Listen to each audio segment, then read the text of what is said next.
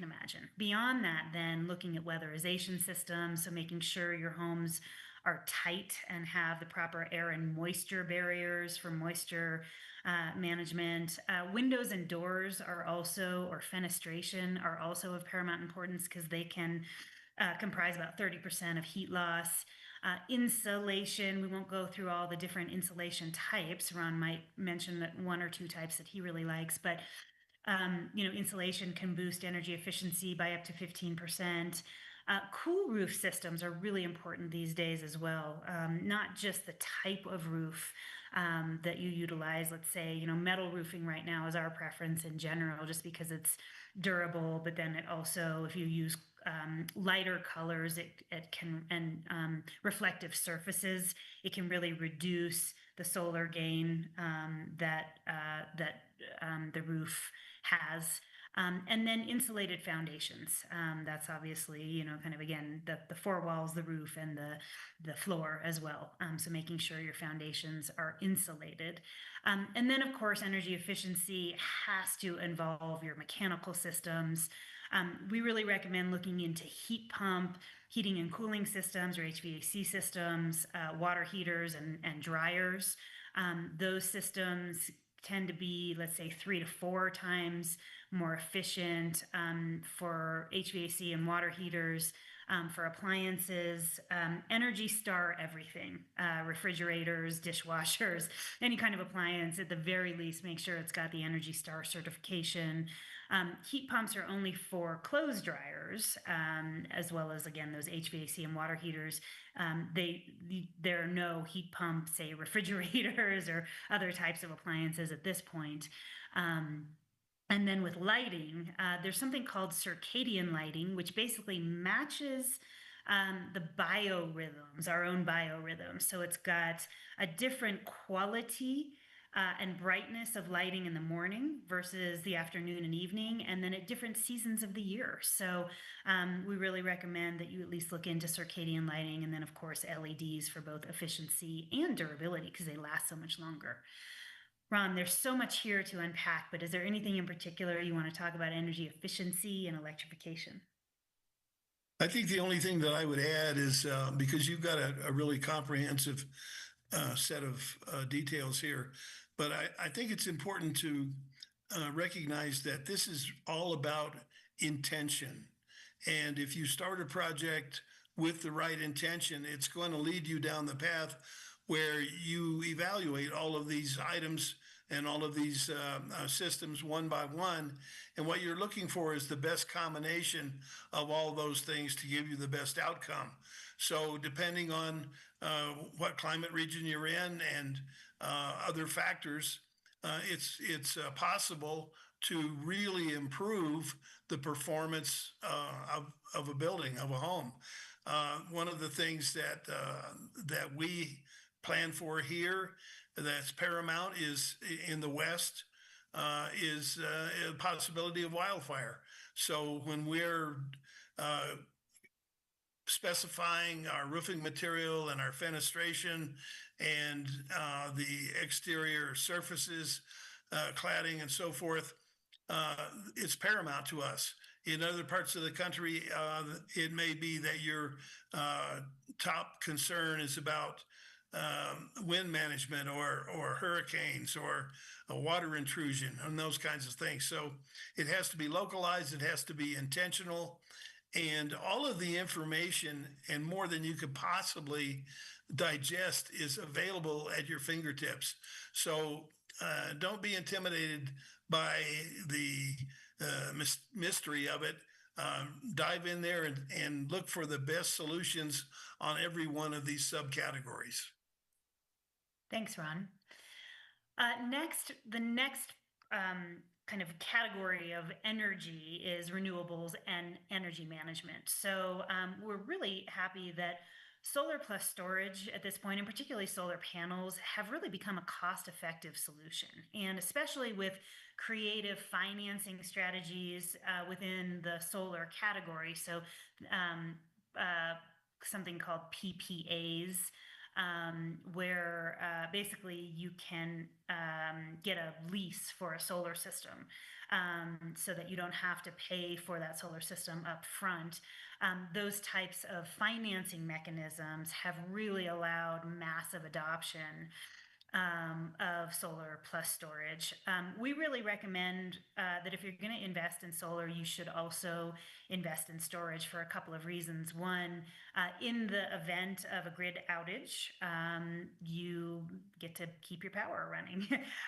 So there's energy independence. The other piece is there are now, and this is moving into management, there are now systems called demand side energy management systems, which allow a two-way communication with the utility, so that you as a homeowner can reduce grid stress and reduce your utility bills by, let's say, selling back energy to the grid that you're harvesting with your solar panels when you have excess energy, when you're not using that energy. So that's called net metering, when you sell it back to the grid, and they basically the utility gives you a credit. We have we know a lot of people who are selling energy back to the grid, and actually basically it zeroes out their utility bills on an ongoing basis. Or these demand side energy management systems can do things like preheat or pre-cool spaces during non-peak times. Peak times are the times when energy is in highest demand and you're basically paying the most for that energy. So you can kind of do what's called peak load shifting or peak load shedding. So you're using less energy during those peak times when you're in your homes, therefore, again, reducing grid stress and reducing your energy bills. We really also recommend at this point smart home technologies and systems like smart thermostats, lighting controls, and even utilizing central smart hubs. There's a variety of them out there to specifically manage and optimize your energy use. And in a way where again you can lower your energy bills substantially. At this point, in terms of renewables, solar and storage is really the most accessible type of renewable. Geothermal is kind of coming, into the housing sector a little bit more. There's some companies called like one Dandelion Energy that's doing some creative financing, like the solar industry did to facilitate that massive adoption. At this point, wind is on a larger scale. It's not so much on a single family home or even community scale. But certainly looking at electric vehicles and electric vehicle charging, we include that in that renewable sector. And I think that there's a lot of opportunity for solar storage and even EV charging at a home level, but also at a community scale. So maybe that's something from a Lakeside Chautauqua community scale. If you haven't already looked into community solar storage and EV charging, it's an opportunity there. Ron, anything to add? It's interesting. The big irony here is that all of the fossil fuel on the planet uh, came from energy from the sun in one form or another. And, we have this, the ultimate fusion reactor 93 million miles away. The power gets here in 15 minutes. It's free and it's wireless. So we have all of the energy available to us that we can possibly use. In fact, much more than that. And still, we sort of drag our feet on making the transition into renewables. I think that it's important to think about the tertiary components here, the aging grid, which is being threatened by data centers and by just tremendous increase in use of power. Those are concerns that we would have. The increased weather threats that we have that have been, whether it's blizzards or heat related, whatever the case might be, all of these things have to be taken into account, and we can keep putting band-aids on a system that's broken, or we can embrace a new technology and a new time and a new address to the concerns that we have around the planet. So I would really encourage people to embrace the idea of renewable energy and to make the most of that opportunity. Thanks, Ron. The second pillar after energy is water.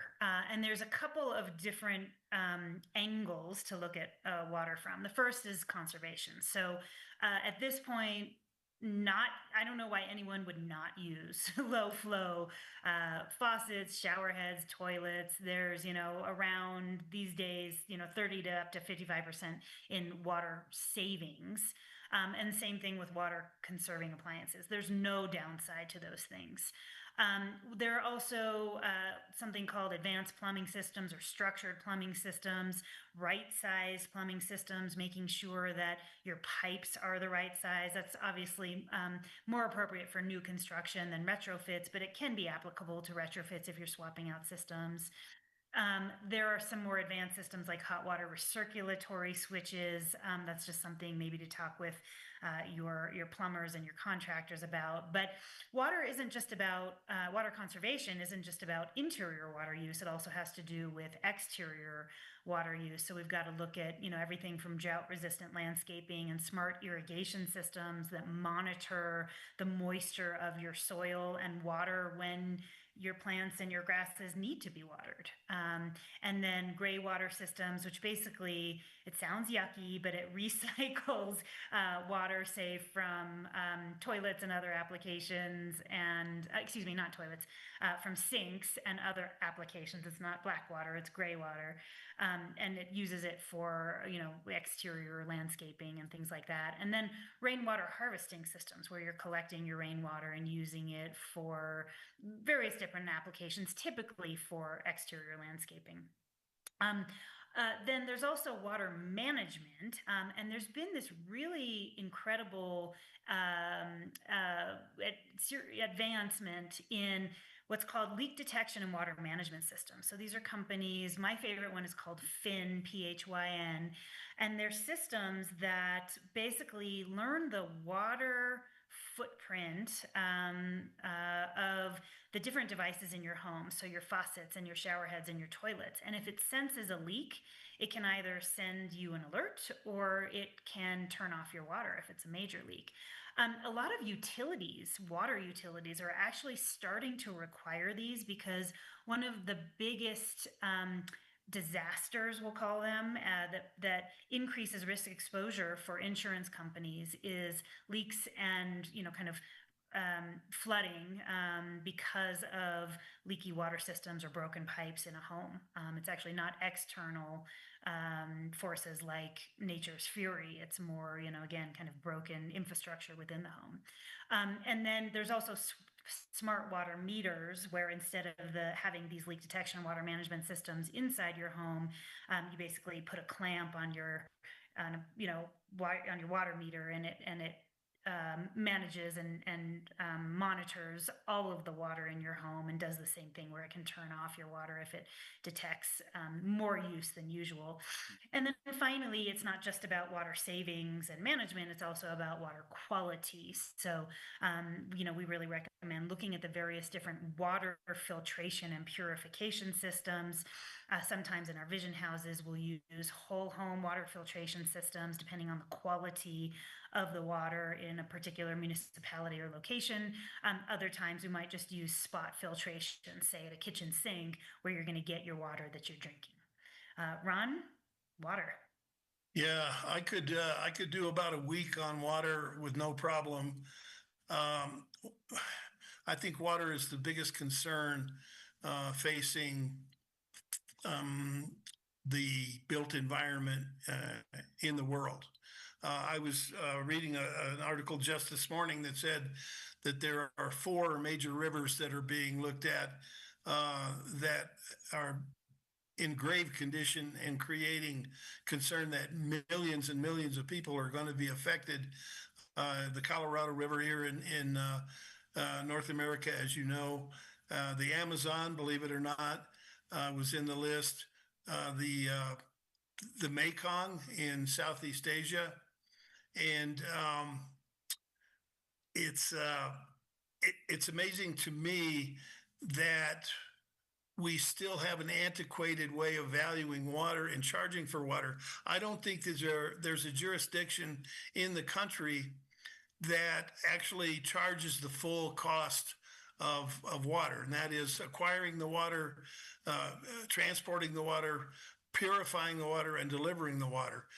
It's something that we're going to have to face at some point, because, like it or not, we're looking at continuing decline in the availability and the quality of our water.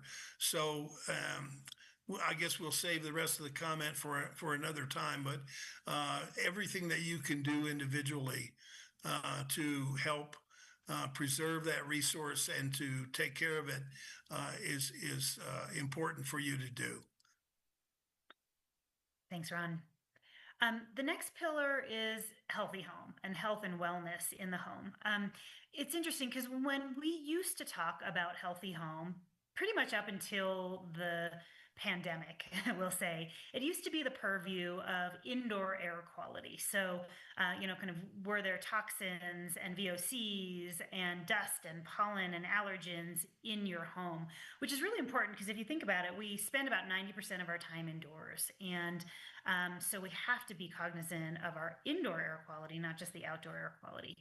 With that said, during the pandemic, and then certainly since then, we've seen our consumer audience tell us that to them, a healthy home doesn't just involve that physical health and well-being. It now also involves mental and emotional health and well-being, and in some cases, even spiritual well-being. So when we talk about healthy home, certainly we do lead with indoor air quality. So having air purification and ventilation systems, proactive IAQ or indoor air quality systems that can sense toxins and pollutants and VOCs in your air in your home and automatically turn on vent hoods or vent fans or range hoods or ERVs, what are called energy recovery ventilators, which basically bring in and filter air from the outside to make sure that you have what's called a fresh air exchange on a regular basis. We could talk for literally 3 hours just about ERVs, but we won't. But they've become a really critical component of having good indoor air quality. But now we also really talk about how spaces, indoor and outdoor spaces, feel. Do they help foster that emotional well-being, that mental well-being? So do they have things like organic and natural materials, antimicrobial materials, which of course became really important during and since the pandemic? So antimicrobial surfaces like countertops and faucets and locks and things like that. We also, of course, look at low or no VOC, which is volatile organic compound, and non-toxic products and materials ranging from paints to cabinets to cleaning products to furniture. And then there's been a rise of interest in what's called sanctuary spaces. So spaces, again, both inside and outside of the home and within a community at large, where people can just go and either relax or do yoga or gather with friends and family. And then another critical element of a healthy home is what's called sound attenuation. Different insulation materials, for example, can reduce the sound that travels from room to room or floor to floor. And so we've seen an increased interest in sound attenuation. You can see from this chart that comes from our Cognition Smart data, again, natural daylight, operable windows, indoor, outdoor living, views of nature, things that connect the inside with the outside and connect people with nature have really, become, primary importance to our consumer audience. But you can also see water filtration. Having healthy water to drink is right up there in terms of what people think about with respect to a healthy home. Ron, healthy home. Well, the natural daylight is paramount, and I think that you also have to look at the lighting that is provided uh, in the lighting systems within the building, and make sure that you have an educated approach to that for the right kind of lighting and the kind of brightness and so forth, the controllability of it. The other thing that I would just mention is that for all of the decades that I've been involved in this discussion, it's been repeated over and over that we have more contaminants and threats on the indoor air than we have in the outdoors. And so, because we spend 75 to 90% of our time indoors, it's really critical that we don't overlook this uh, very important part of the design and build process. Thanks. Moving on, the next pillar is resiliency. And um, resiliency over the past, let's say, 5 to 10 years, has, I would say, grown perhaps the fastest in terms of prioritization for people within and beyond the building industry. And that's really because of the increasing frequency and intensity of climate events. We used to say that it was kind of a tale of two countries, where there was too little water and wildfire in the west, and then too much water and superstorms in the east. But we can't say that anymore. Last year we had these massive wildfires in New York and New Jersey in February. This year, last month, we had these massive wildfires in Florida, of all places. Like, you would never think of Florida not having enough water. You'd think of Florida having too much water. And, of course, flooding in California because of wildfires and soil erosion and all of those things. So, our mantra is we've got to be prepared for everything and anything that nature throws at us.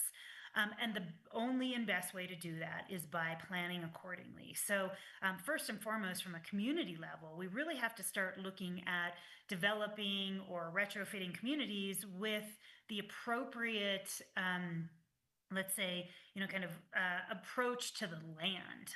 Babcock Ranch is a community in Central Florida. It's the only community in Central and South Florida that has not flooded during multiple hurricanes, Ian, and multiple named hurricanes. And it's because instead of going into the community and just flattening the land with a bulldozer and plopping homes on it, the developers, Kitson and Partners, walked the land. They studied it. They utilized the natural swales and the mangroves that were already there to absorb stormwater and to channel water when it came, as it comes, I should say.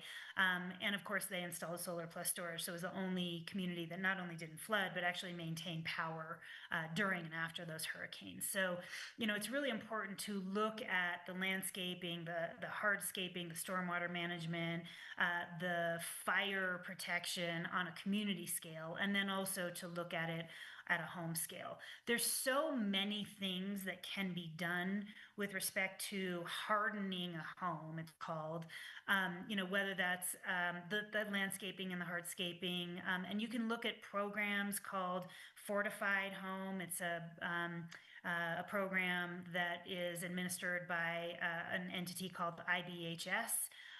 Firewise is another program that is administered by an entity, NFPA, the National Fire Protection Association. And again, they have criteria. I would say start with Fortified, probably for your area, where you look at everything from roofing and siding and stormproof windows and doors. Certainly having that energy independence. We mentioned, backup power sources like solar plus storage, backup water systems, and then also looking at monitoring and early warning systems that tell you that a storm is approaching. And granted, you can watch the weather, but there's some really interesting early warning systems as well that we know have really been helpful to communities and to homeowners in order to get the right level of alert and awareness. There are durable materials, again, think siding, roofing, windows, et cetera. And I think that based on the climate events that you are experiencing, and those don't all have to be catastrophes. Sometimes it's extreme temperatures, hot and cold. There's going to be a whole kind of litany of things that you can do to, again, harden your homes and your community against, nature's fury. Ron. Well, I'm reminded of a story that came out of New Orleans following Hurricane Katrina back in the early part of this century. Uh, and it addresses this idea of resiliency uh, in a way that's very poignant. We have to plan for things. We have to think through things. We have to make good decisions. It turns out that the major hospital in New Orleans had to evacuate all of its patients and staff when the storm hit. Uh, they had a backup power system, but it failed because the generators were in the basement. And so when it flooded, they lost their power system. And it's just, a little common sense would tell you that if you are already below sea level and you have a failure of any kind, whether it's from a hurricane of that intensity or just a breach in the dikes or whatever the case might be, that you're going to run into problems. So it was after the fact that they relocated their emergency power system to the rooftop.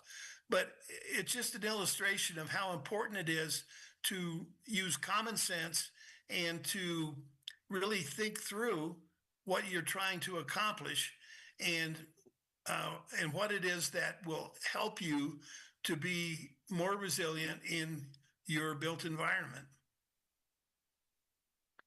Next, we want to move on to decarbonization. And this one is a little bit harder to get your arms around, but it is as or even more important than any of the other pillars. So basically, decarbonization it addresses the carbon emissions of homes and buildings.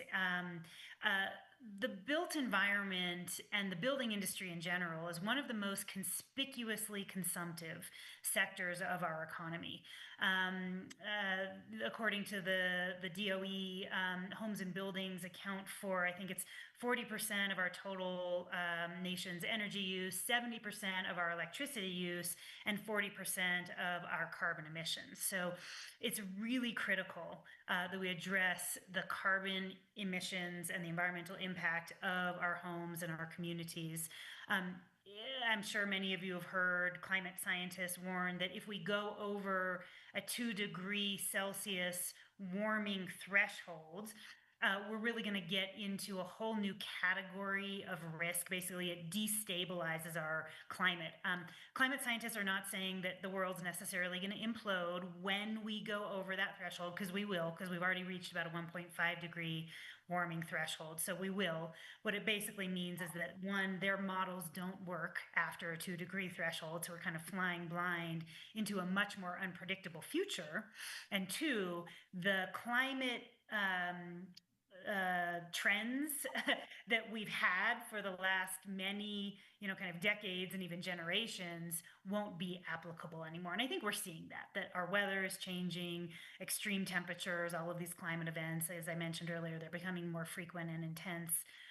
So, we really, really have to do a lot within our entire economy, but particularly within the built environment to decarbonize. And there's two types of kind of carbon that's emitted in homes. Let's just focus on homes, not commercial buildings, but it's embodied carbon, which is all of the emissions that are released from the first material extraction, from the very first product that's utilized in a home. And the typical American home, I think, uses about 40,000 products in the home. So that's a lot of carbon emissions. So it's everything from like the first material extraction all the way through to when that home is occupied. So, product manufacturing, transportation, packaging, installation, all of these things.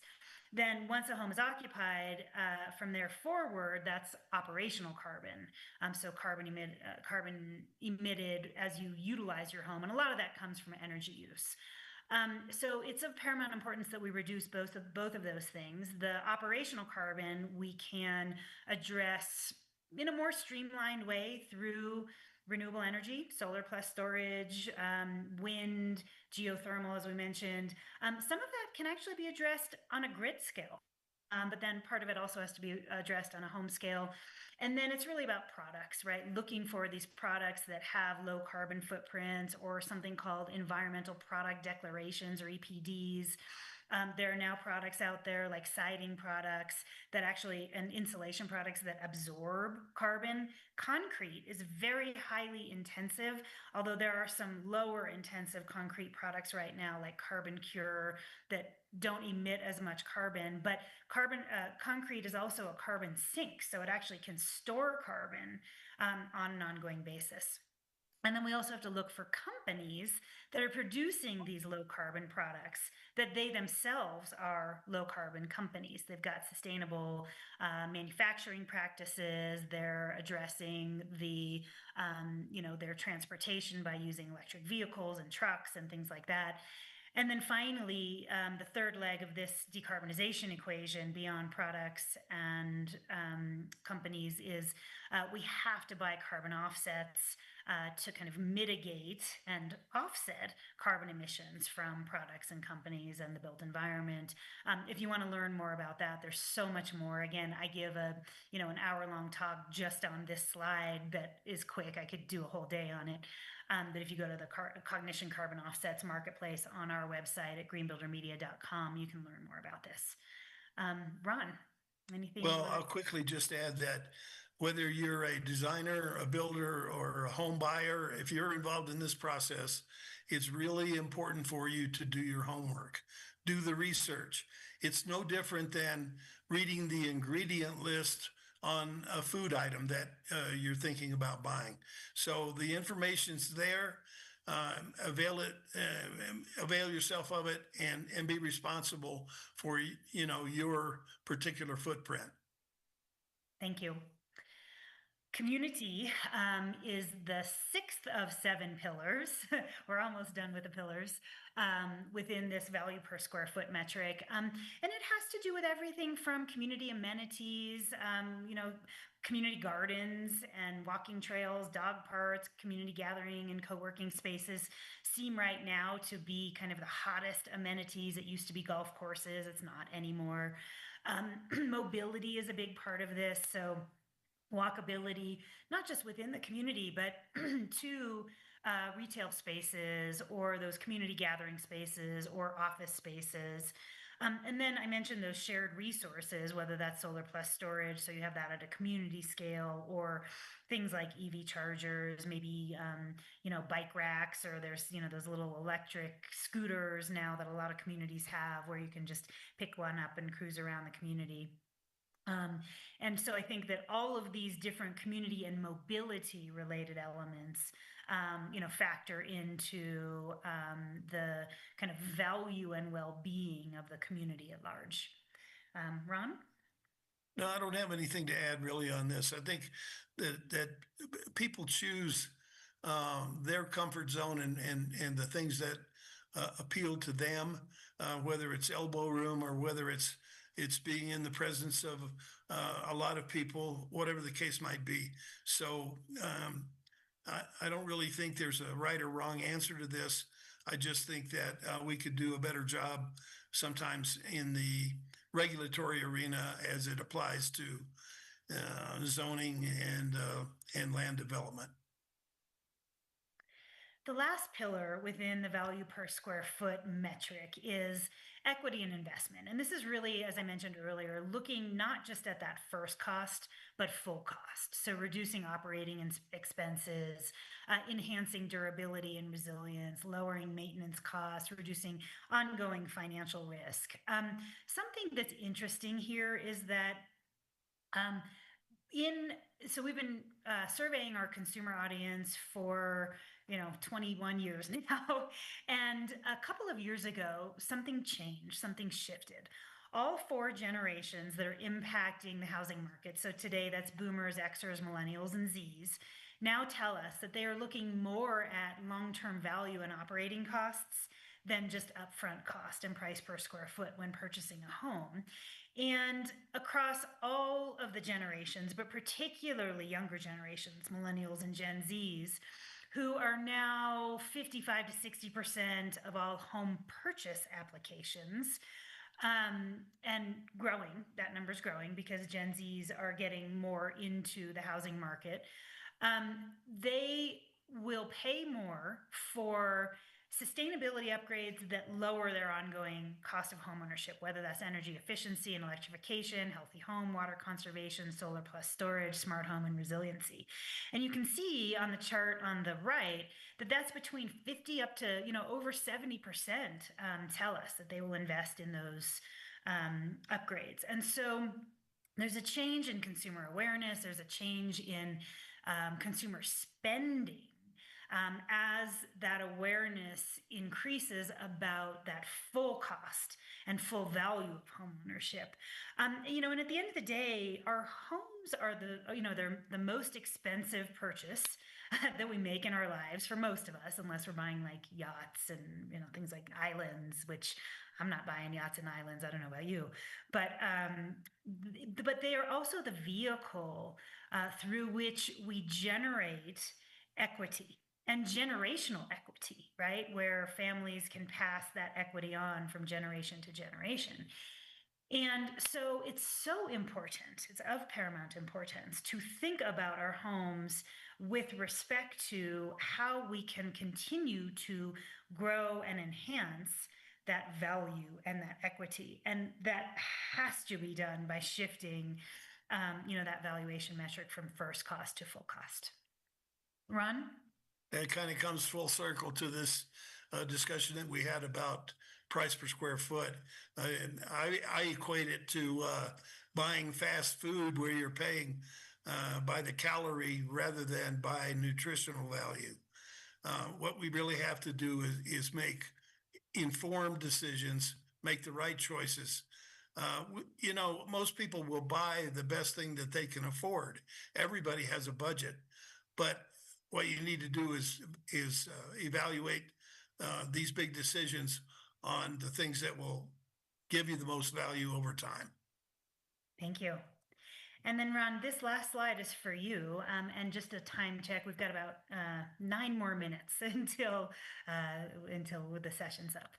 But please go ahead and talk about codes and regulations. Okay. I don't know if we're going to have any Q&A or exchange with people who are in attendance, but I'll certainly make time to do that if that's the case. It's really interesting when you think about the code process. Building codes in this country are code development takes place at a national level, and because of that, there's sort of a blanket effect that one size fits all. But as we know, code adoption and code enforcement takes place at a regional or local level. And so it's the kind of thing where there are many steps in this process. And this particular slide refers to the 2021 International Energy Conservation Code, IECC. And it did take a big step over the 2018 and the 2015 code versions. And so it was really pushed back against by the home building industry because it not only required more efficiency, but it required it in the building envelope in particular, where you couldn't employ trade-offs with mechanical systems. There's an old saying that if you build a crappy envelope, it doesn't matter how many bells and whistles you put in, you have a crappy envelope full of bells and whistles. And so it's really critical that we look at energy efficiency from the standpoint of the whole system. And it probably is the one item in the whole arena of home building that the building organizations push back against the hardest.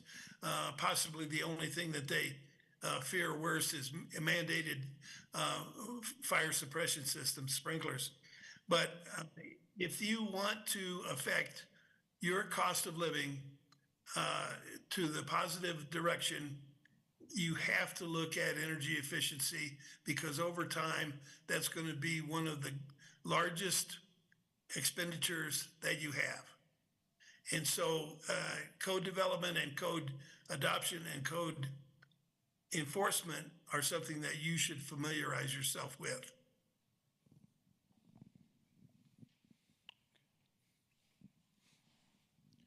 Great. Okay. Thanks, Ron. Thank you. And you have time for a couple questions since I know you have to go in 6 minutes. Yes, we do. Okay.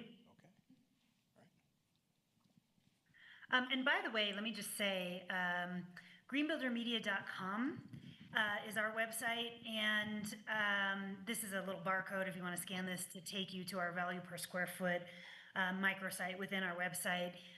But greenbuildermedia.com, we literally have 2 decades of a content library with ebooks and webinars and articles and just so much information about all of this. So if you want to learn more about products or codes or whatever it is, go to greenbuildermedia.com. It's tons of free content. And then if you're a homeowner, we have something called our annual homeowners handbook. And if you want to look for that, that's a great resource and goes through all of this, all the product categories. Thank you, Sarah. This is Jim Schweitzer. I've got a question, and I'll preface it with Lakeside is a gated community, and we have a lot of restrictions with historic preservation and old buildings.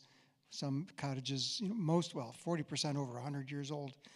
So there's some solar restrictions in certain areas, but even more importantly, there's an embracing of wanting to put solar on. Where are we at?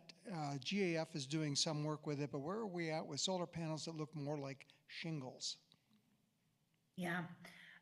So actually, GAF Energy is probably the leader right now in that category. I know CertainTeed has some solar shingles as well. And you mentioned some issues with solar adoption in your community, and I'm not familiar with that. But what I would say is if there are restrictions against solar panels on homes, change those restrictions.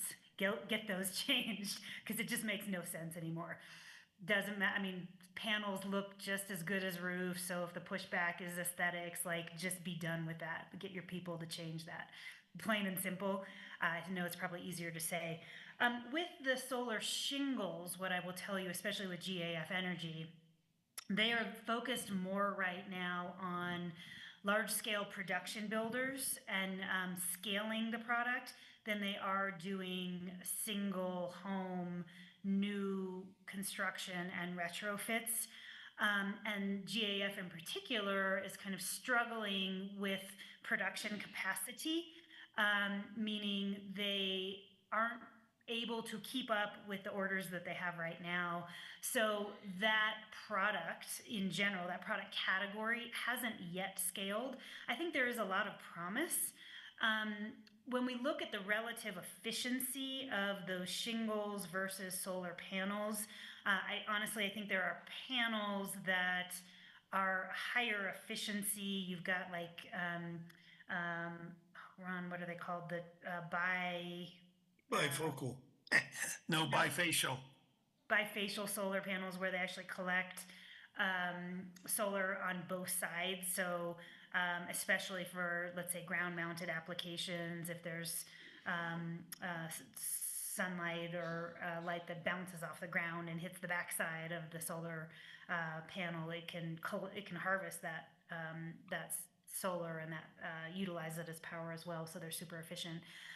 So I think from a cost standpoint and from an installation and from a availability standpoint, solar panels might be your best bet at this point.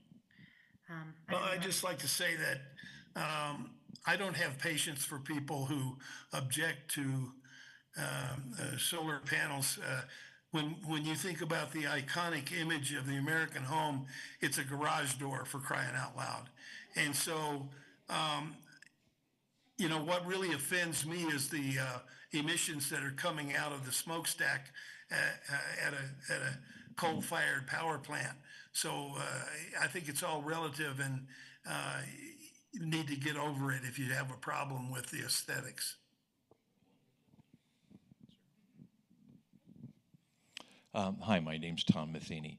There's two categories that really have a major impact on this whole subject that I wonder if you could touch on. And the first is density versus sprawl. And the second is a follow-up on the gentleman's previous question, and that is that the greenest building is one that already exists. Well, let me chime in, and then I'll let Ron address the density versus sprawl. Actually, the greenest building is one that was never built, right? But like that's just not acceptable, right? We have to have homes and buildings. And so you're right in that, kind of the elephant in the room in this whole green building discussion is our existing built environment, and specifically our housing stock. I think,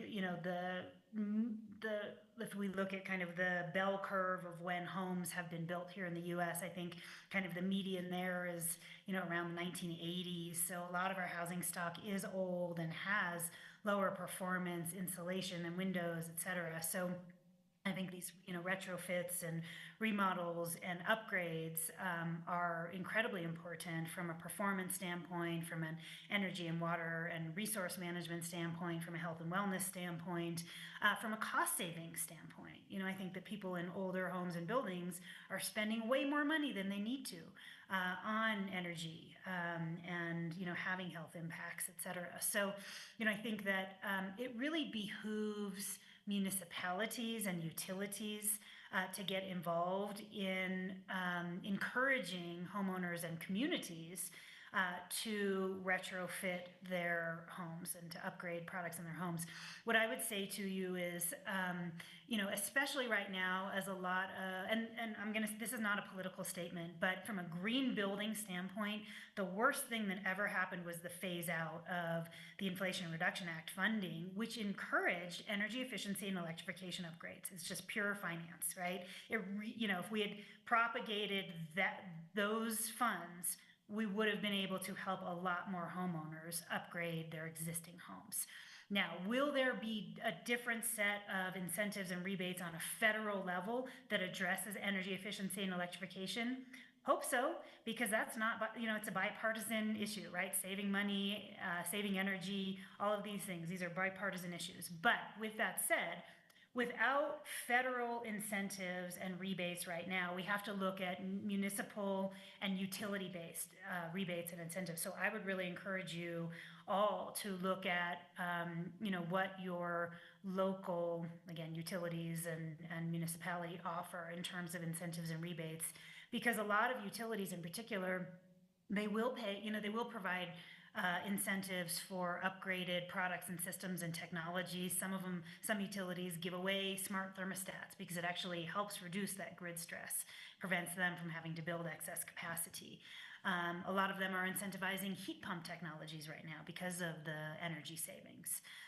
So, you're right in that if we're not addressing existing homes and buildings, we're not, we're just one eye blind in this whole green building conversation. So, Ron, I actually need to hop off. So I'm going to just turn off my camera. You'll be fine if you can field the rest of the questions. And I think also sprawl and density was part of the question that I did not answer. But thank you all, everybody. Take care. Nice to virtually meet you. Thank you, sir. I'm having a little bit of difficulty hearing, and so I wonder if you could repeat the question. Sure. The question has to do with the impact of density versus sprawl on this whole subject. Well, okay, it's easy. Nobody likes sprawl and nobody likes density. The people who reside in Manhattan, many of those people couldn't imagine living anywhere else. The people that live on ranches in Wyoming couldn't imagine living anywhere else. And the millions of families that live in suburbs and ex-suburbs around the country have gotten a nibble of what they consider to be the American dream. So there's no right or wrong on this. The only thing we could do is a better job of land development in the first place and zoning so that we can create the opportunity for mixed development and for different lot sizes. We're almost forced at this point to build large footprint houses because of the cost of finished lots. And if we were willing to reduce the requirements for the footprint, it would go a long way toward solving affordability problems because, number one, you could put more houses on the same amount of acreage. Those houses would be smaller and less consumptive in terms of all of the resources that we've talked about today. And it would also shrink the overall footprint so that we had less transportation issues. What's the biggest item in the news today? It's gas prices. And so people who are commuting to work and commuting to school and running all the errands and all the things that happen in modern life are so consumed with gas prices. And we don't think about the fact that we could consolidate a lot of things into a smaller area, a smaller footprint, a nicer community kind of feel if we would just rethink the zoning process and the subdivision development in general. I think that the other thing that we need to do is look at the redevelopment of our urban areas in a different way. And we've seen how there have been multiple failures over the years and decades in attempts to have urban redevelopment programs where somebody came in with a lot of good ideas for other people to do. We have to involve the people that are involved in that culture. We have to get their thought. We have to get their feedback. And I don't care if we're talking about remote areas with Native Americans or we're talking about highly dense neighborhoods in major cities like Chicago or wherever it happens to be. We have to embrace the lifestyle and the culture of the people who live there. Okay. Well, Ron, thank you very much for coming. You're most welcome. Thank you very much. And it's much appreciated, and have a wonderful day. Well, you too. Thanks for having us.